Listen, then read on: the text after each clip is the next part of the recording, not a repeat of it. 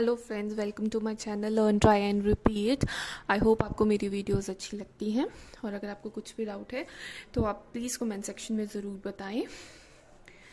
ये जो क्वेश्चन है ये कॉन्ट्रैक्ट अकाउंट का है। तो इस क्वेश्चन में उसने कहा है from the following particular prepare the contract account and work in progress account transferring reasonable profit to P&L account. तो आज हम ये क्वेश्चन करेंगे। तो इसमें हमें कॉन्ट्रैक्ट प्राइस दी हुई है 4 लाख, हमें वर्क सर्टिफाइड दिया हुआ है 1,20,000, cash received 90,000, material purchase 60,000, wages paid 42,000, plant issued 10,000, overhead charges 3,000, cost of uncertified work that is 10,500, and material in hand is 5,000, और depreciation on plant is 10%. So सबसे पहले हम लिखेंगे ऊपर कॉन्ट्रैक्ट अकाउंट। कॉन्ट्रैक्ट अकाउंट ये होता है for the year ending, for the year ending. इसमें कोई ईयर नहीं मेंशन, जो भी होगा वो आप यहाँ पे मेंशन कर दोगे। उसके बाद इसका ये फॉर्मेट है। तो यहाँ पे आएगा पर्टिकुलर अमाउंट, पर्टिकुलर्स अमाउंट। सो ये इसका फॉर्मेट हो गया। तो सबसे पहले कॉन्ट्रैक्ट प्राइस नहीं आएगा, जो वर्क सर्टिफाइड है वो हमारा वर्क इन प्रोग्रेस में आता है। तो यहाँ हम लिखेंगे बाय वर्क इन प्रोग्रेस, और उसके अंदर आप लिखोगे वर्क सर्टिफाइड। अगर आपके विद इन द पर्टिकुलर आपके पास अमाउंट मतलब जगह है तो आप अमाउंट बीच में ही लिख सकते हो। मेरे पास इस समय जगह थोड़ी सी मैंने कम रखी थी तो इसीलिए मैं उसको बाहर लिख रही हूँ। ठीक है, तो इसका अमाउंट है आपका 1,20,000। उसके बाद है कैश रिसीव्ड। कैश रिसीव का भी अभी यहाँ कुछ नहीं आएगा, इधर अकाउंट में नहीं आएगा। फिर है मटीरियल परचेज। मटीरियल परचेज है 60,000 के, तो ये आए हैं, हमने मटेरियल बाय किया है। तो यहाँ लिखोगे टू मटेरियल। तो ये जो मटेरियल है 60,000 का, 60,000 का, तो ये हमने लिख दिया मटेरियल। उसके बाद हमारे पास वेजेस पेड है, मतलब जो वेजेस आपने दी हैं। तो यहाँ आ जाएगा टू वेजेस आपकी है 42,000 की, तो 42,000 आप यहाँ मेंशन कर दोगे। उसके बाद आपका है प्लांट इशू। जो प्लांट इशू हुआ तो यहाँ लिखोगे टू प्लांट इशूड। तो वो कितने का हुआ, 10,000 का, यहाँ वो आ जाएगा। और ओवरहेड चार्जेस है, this is your expense, this is are the overhead charges. तो वो आप यहाँ पे लिखोगे ओवरहेड चार्जेस। आपके ओवरहेड चार्जेस हैं 3,000 के। उसके बाद है कॉस्ट ऑफ अनसर्टिफाइड वर्क। जो अनसर्टिफाइड वर्क था तो यहाँ पे लिखोगे कॉस्ट ऑफ अनसर्टिफाइड, या आप सीधा लिख सकते हो वर्क अनसर्टिफाइड। ठीक है, तो अनसर्टिफाइड वर्क है आपका 10,500 का। उसके बाद है मटेरियल इन हैंड। ये जो मटेरियल इन हैंड है ये आपका क्लोजिंग है। ठीक है, तो आप यहाँ पे लिखोगे इसको बाय मटेरियल इन हैंड, और यहाँ पे उसका लिख दोगे कि ये क्लोजिंग बैलेंस है। तो ये क्लोजिंग बैलेंस कितना है आपका 5,000। तो यहाँ लिख दिया आपने 5,000। उसके बाद नेक्स्ट स्टेप में आपने क्या करना है, सबसे पहले उसने लास्ट में आपको कही है डेप्रीसिएशन, और डेप्रीसिएशन उसने कही है 10% है। तो हम डेप्रीसिएशन कैसे चार्ज करेंगे, हम अपनी ये जो 10,000 की है बिल्डिंग प्लांट है जो 10,000 का, उसके ऊपर 10% डेप्रीसिएशन लगाकर और उस अमाउंट को माइनस कर देंगे। तो इसकी कैलकुलेशन कैसे होगी, हमारा जो प्लांट था 10,000 का, एंड 10% डेप्रिसिएशन थी। तो हम क्या करेंगे, पहले तो 10,000 के ऊपर 10% लगा देंगे। 10% लगाएंगे तो ये आपके पास कट करके आ जाएगा 1,000। अब हम क्या करेंगे, प्लांट में से माइनस कर देंगे डेप्रिसिएशन को। तो हम क्या करेंगे, 10,000 माइनस 1,000, तो ये हमारे पास आ जाएगा 9,000। ये जो 9,000 है ये आपका क्लोजिंग बैलेंस होगा। तो इसको मैं यहाँ पे मेंशन करने लगी हूँ क्लोजिंग बैलेंस को। ठीक है, इस क्लोजिंग वाले को यहाँ लिखेंगे बाय प्लांट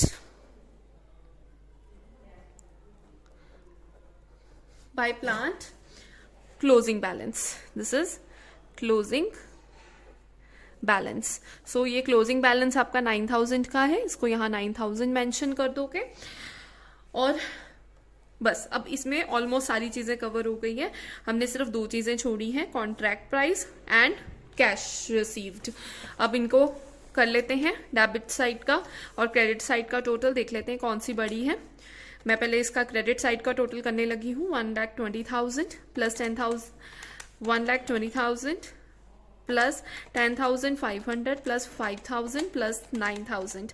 सो ये मेरा टोटल आता है 1,445,000 माइनस 60,000 माइनस 42,000 माइनस 10,000 माइनस 3,000। तो ये टोटल आपके पास आएगा, यहाँ पे आपका जो बैलेंसिंग फिगर है वो आएगी 29,500। तो वो आपका आ जाएगा टू नोशनल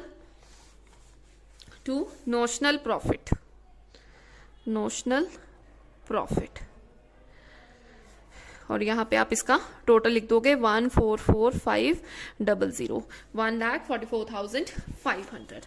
अब नेक्स्ट स्टेप क्या है, ये तो यहाँ पे खत्म हो गया। तो हम ये जो है यहाँ पे बैलेंस ले आएंगे, क्योंकि अब हमने क्या निकालना है, अब हमने सेकंड चीज निकालनी है कि कितना अमाउंट P&L में ट्रांसफर होगा। तो आप पहले इसको यहाँ लिख लो और यहाँ लिखोगे आप बाय नोशनल प्रॉफिट, और वो नोशनल प्रॉफिट आपका है 29,500। अब आगे कैलकुलेशन, तो सबसे पहले हम इसमें निकालेंगे कि कितना आपका परसेंटेज हुआ है कंप्लीशन, परसेंटेज ऑफ कंप्लीशन। तो जब आपने परसेंटेज ऑफ कंप्लीशन निकालनी है, उसके लिए आपने सबसे पहले क्या करना है, आप यहाँ पे निकालो percentage of completion. Percentage of completion के लिए आपका फॉर्मूला है, जो आपका वर्क सर्टिफाइड है, work certified divided by contract price into 100। तो हमारा वर्क सर्टिफाइड कितना था, वर्क सर्टिफाइड 1,20,000, कॉन्ट्रैक्ट प्राइस है 4 लाख, ये 1,20,000 एंड 4 लाख। सो हम यहाँ क्या करेंगे, हम 1,20,000 डिवाइडेड बाय 4 लाख इंटू 100। ठीक है, तो इनको कटिंग करोगे आप, तो इनको कटिंग करोगे तो ये आपके पास आ जाएगा 30%, क्योंकि आपने परसेंटेज निकाली है, 100 से मल्टीप्लाई किया है, तो ये आपका आंसर परसेंटेज में आ जाएगा।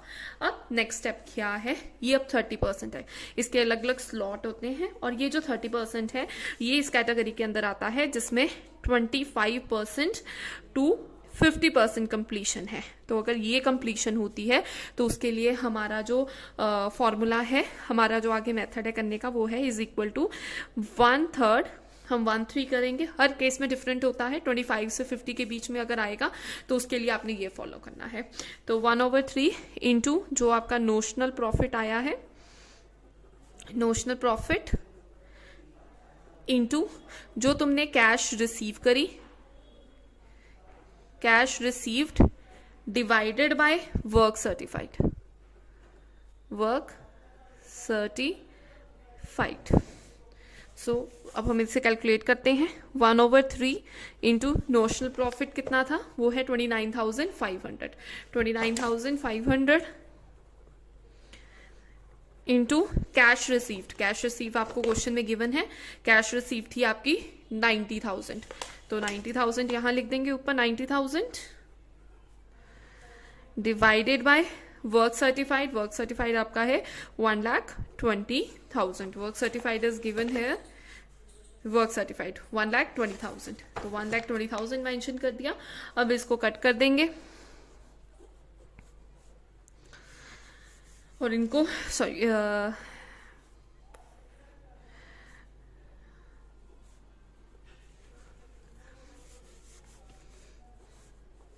और जब हम इसको कैलकुलेट करेंगे तो हमारे पास आ रहा है 29,500 divided by 4. You will get 7,375. मतलब 7,375 इज योर आंसर. सो ये अमाउंट जो है वो P&L में ट्रांसफर होता है. तो आप इसके ऊपर जरूर मेंशन करें, amount transferable to P&L account. तो ये जो है ये वाला अमाउंट आप यहाँ पे ट्रांसफर कर दोगे.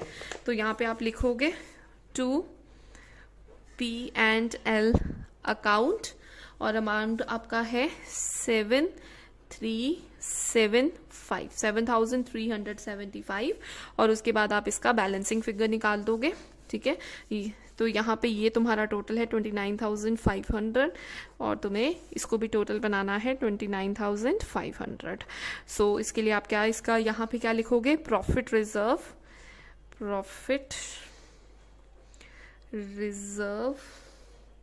जो कि तुम्हारा बैलेंसिंग फिगर है. कईयों में सिर्फ रिजर्व भी यूज किया होता है तो टू रिजर्व भी लिख सकते हो. और यहाँ पे आप इसको बैलेंस कर दोगे तो minus 29,500 you will get 22,125. So this is your answer. So this is a full-fledged format. I hope आपको ये क्वेश्चन क्लियर है. अगर आपको कोई भी डाउट है इसमें तो आप ज़रूर कमेंट सेक्शन में बताएं. आप इसके रिलेटेड और कोई क्वेश्चन सॉल्व करना चाहते हैं ऐसा और नहीं सॉल्व हो रहा तो आप मेरे इंस्टा या फेसबुक पेज पे भी कमेंट कर सकते हैं. Thank you for watching.